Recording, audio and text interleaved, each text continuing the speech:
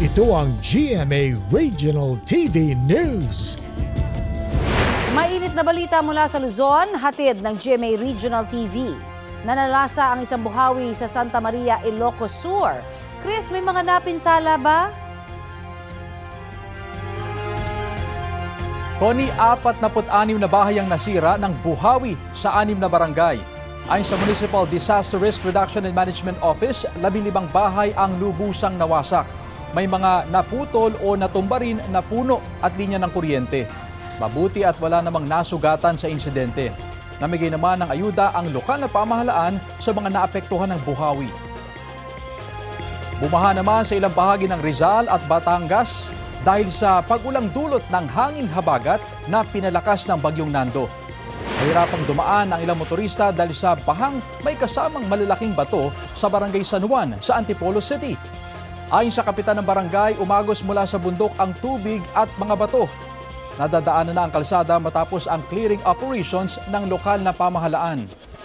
Binaharin ang bahagi ng Malainin Road sa Ibaan, Batangas dahil din sa pagulan. Bumagal ang patakbo ng ilang sasakyan bilang pag-iingat. Lubog naman ang ilang kalsada sa bayan ng Tanawan kagabi. Sabi ni News Cooper Aris Balba, umapaw kasi ang tubig mula sa Taal Lake. Nasunog ang isang cold storage facility sa Villasis dito sa Pangasinan. Kita ang lawak ng sunog sa drone video. Dahil sa laki ng apoy, kinailangan ding tumulong ng mga bumbero mula sa mga kalapit na bayan para apulain ang apoy. Umabot ng 9 na oras bago idineklarang fire out. Hindi pa tukoy ng mga otoridad ang pinagmula ng apoy. Wala namang naitalang nasaktan sa sunog. Sinisika pa ng GMA Regional TV na makuna ng pahayag ang pamunuan ng pasilidad.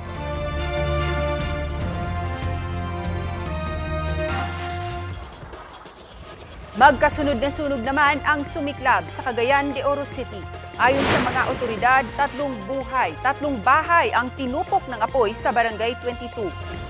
Gawa raw yun sa light materials, kaya mabilis kumalat ang apoy.